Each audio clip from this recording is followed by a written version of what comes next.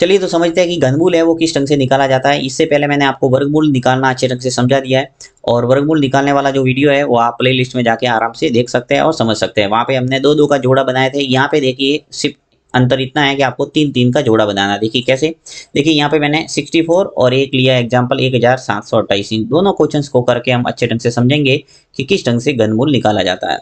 यहाँ पे मैं 64 ले रहा हूँ सबसे पहले। अब देखो 64 के अंदर सबसे पहले वही आपको देखना है कि 2 का भाग जा रहा है या नहीं। अगर नहीं जाएगा तो किसका देंगे, 3 का। तो यहाँ पे 64 देखिए सम संख्या है तो व्यवहारिक है कि 2 का भाग जाएगा ही, तो यहाँ मैं 2 का भाग दे देता हूँ। 2 का भाग जैसे ही देंगे 64 के अंदर तो आ जाएगा हमारा 32, यानी आधा हो जाएगा 32। ठीक है, 32 के अंदर वापस 2 का भाग जा रहा है तो दे दो। कितनी बार जाएगा, 16 बार, तो यहाँ आ जाएगा 16। 16 में वापस 2 का भाग जा रहा है, दे दो 2 का भाग। कितनी बार जाएगा, 8 बार। ठीक है, 8 में वापस 2 का भाग जा रहा है, कितनी बार गया, 4 बार। और 4 में 2 का भाग वापस जाएगा, ये 2 बार। और 2 में 2 का ही भाग जाएगा, 1 बार। यानी हमारी जो विभाजन प्रक्रिया है वो पूरी हो गई। हमारा जो अभाज्य गुणनखंड आ गए वो 2 2 2 2 और 2 और 2। ठीक है, तो यहाँ पे हम तीन तीन के जोड़े बना के इसका घनमूल आराम से निकाल सकते हैं। तो चलिए यहाँ पे मैं व्यवस्थित आपको करके बता देता हूँ।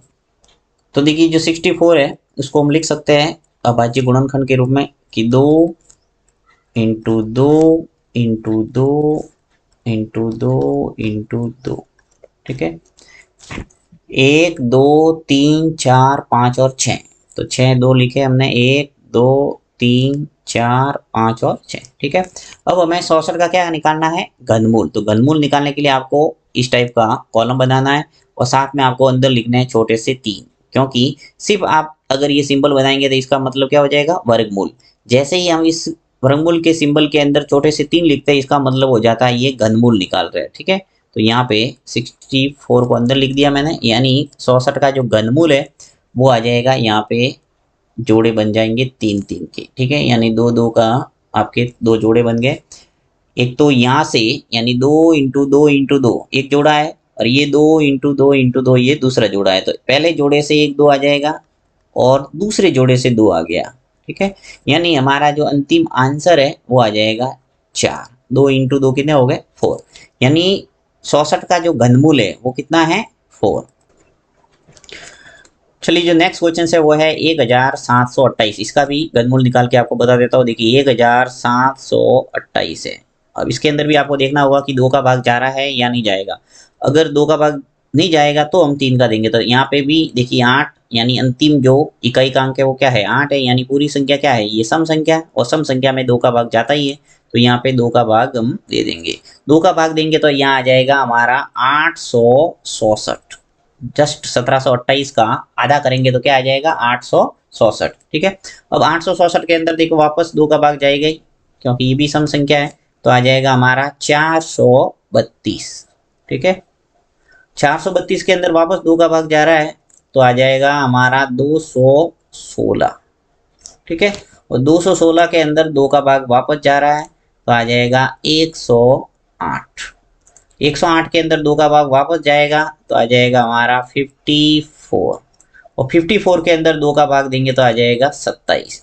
ठीक है, अब देखिए क्या आ गया, 27। और 27 के अंदर 2 का भाग जाता नहीं है तो किसका देना पड़ेगा, 3 का। 3 का भाग आराम से जा रहा है। 27 के अंदर 3 का भाग देंगे तो कितनी बार जाएगा, 9 बार। 9 3 27 होता है।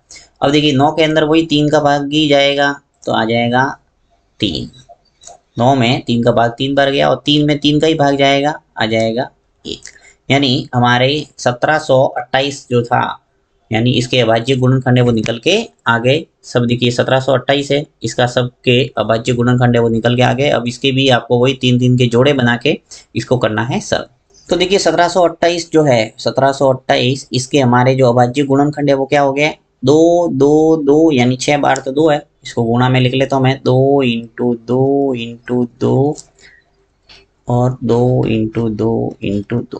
ठीक है, 6 2 हो गए, 1 2 3 4 5 और 6, और 3 है वो 3 बार है, 1 2 और 3। तो यहाँ पे गुणा में लिख लेते हैं हम, 3 इंटू 3 इंटू 3। ओके, अब वही 1728 का हमें घनमूल निकालना था। यहाँ घनमूल का सिंबल बना देंगे ये वर्गमूल का, और जैसे ही हमने 3 अंदर बना दिया यानी ये घनमूल का हो गया। तो 1728। ओके, अब मैं 3 3 के जोड़े बनाऊंगा, यानी ये 2 2 का एक जोड़ा हो गया, फिर 2 2 का दूसरा जोड़ा हो गया, और 3 3 का एक पहला जोड़ा हो गया। ओके, तो प्रत्येक जोड़े से आपको एक एक अंक नीचे लेना है। इस पहले जोड़े में से एक 2 ले लूंगा, इस दूसरे जोड़े में से एक 2 ले लूंगा, और 3 3 का जो पहला जोड़ा है इसमें से हम एक 3 ले लेंगे। ठीक है, यानी प्रत्येक में से आपने एक एक अंक नीचे लिया। अब गुणा कर दो, 2 इंटू 2 कितने हुए 4, और 4 इंटू 3 कितने हुए 12। यानी हमारा जो घनमूल है 1728 का जो घनमूल है वो कितना आ गया 12। ठीक है, तो इस ढंग से आप किसी भी संख्या का घनमूल अभाज्य गुणनखंड विधि से निकाल सकते हैं।